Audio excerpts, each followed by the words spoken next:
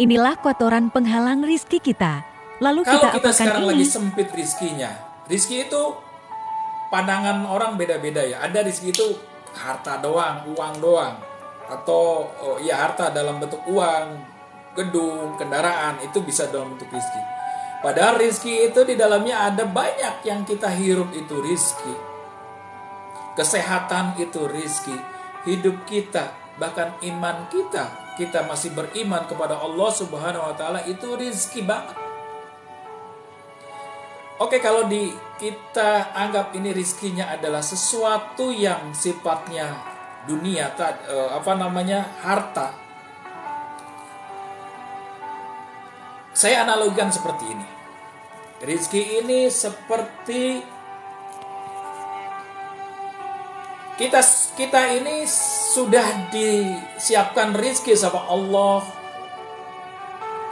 sesuai dengan kadarnya. Masing-masing sudah disiapin. Ya.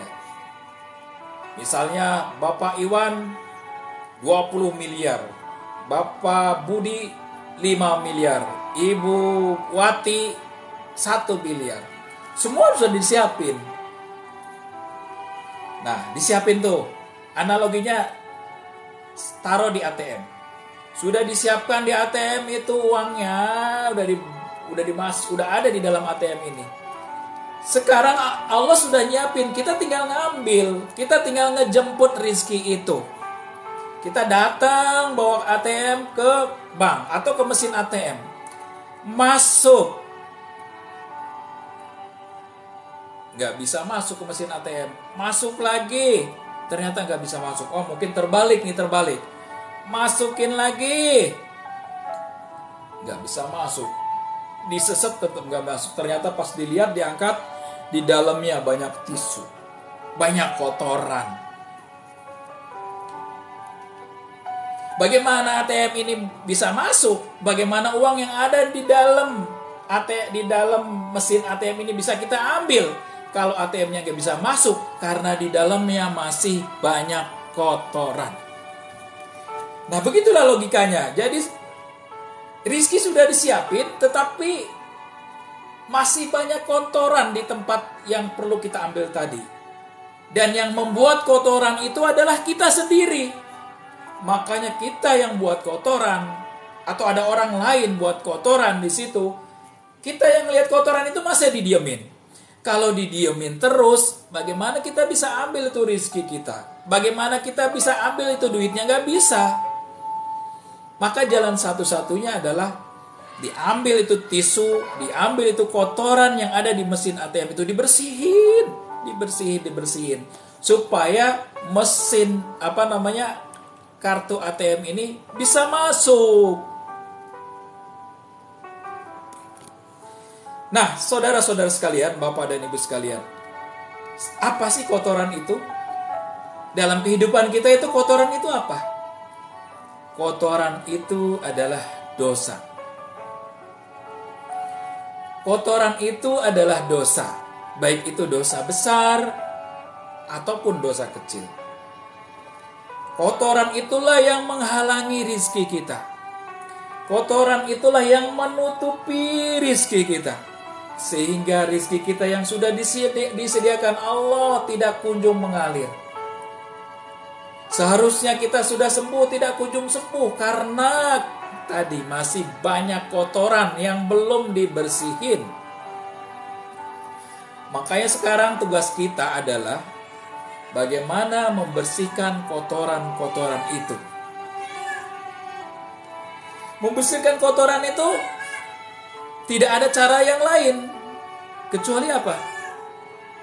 Kata Allah, ya ayyuhalladzina amanu tubu ilallah taubatan nasuha. Hei orang-orang yang beriman, bertobatlah engkau kepada Allah dengan sebenar-benarnya tobat. Jadi bersihkan kotoran itu, dosa itu dengan kita bertobat kepada Allah Subhanahu wa taala. Tobat yang sebenar-benarnya tobat, bukan hanya tobat hanya diucapkan. Ya, tobat sepenuh hati kita untuk tidak mengulang kesalahan-kesalahan masa lalu. Sepenuh hati untuk tidak mengulang dosa-dosa yang sudah kita lakukan. Ya Allah, iya, ternyata kotoran saya banyak ya Allah. Saya masih banyak hutang saya di rentenir ya Allah.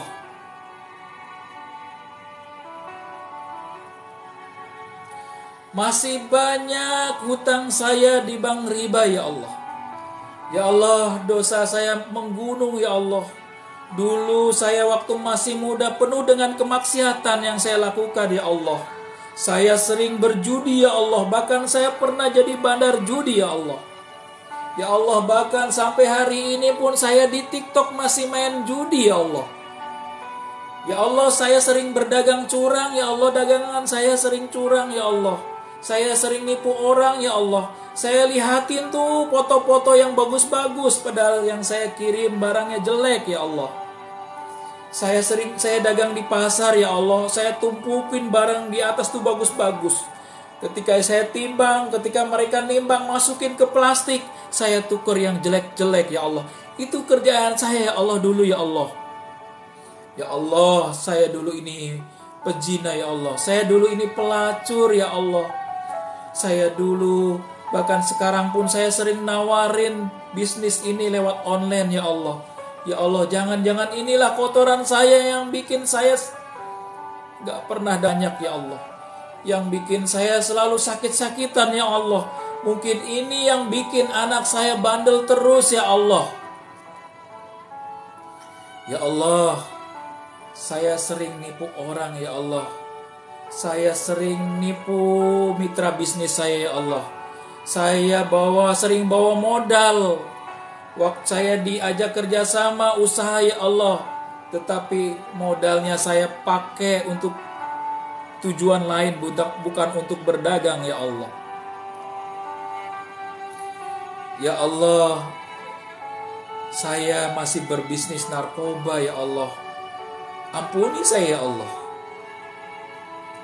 Ya Allah, dulu saya sering ke masjid, sering nyongkelin kotak infak ya Allah di dalam masjid ya Allah. Mungkin ini dosa saya ya Allah.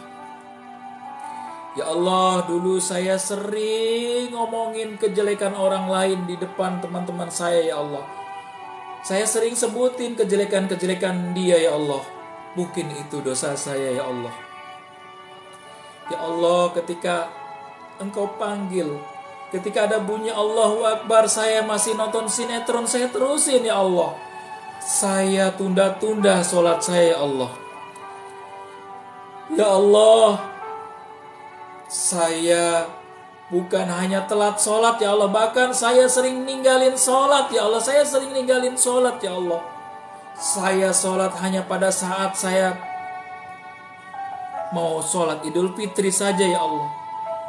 Sholat saya hanya pada saat sholat Jumat saja ya Allah.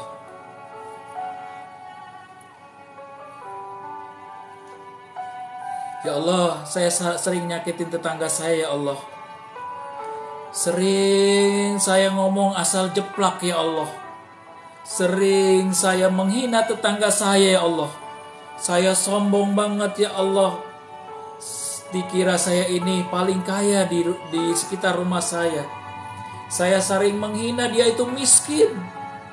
Ya Allah, mungkin ini dosa-dosa saya ya Allah. Nah, ketika kita punya masalah dengan dosa tadi, karena kotoran tadi yang menggunung-gunung, maka caranya satu-satunya adalah dengan beristighfar.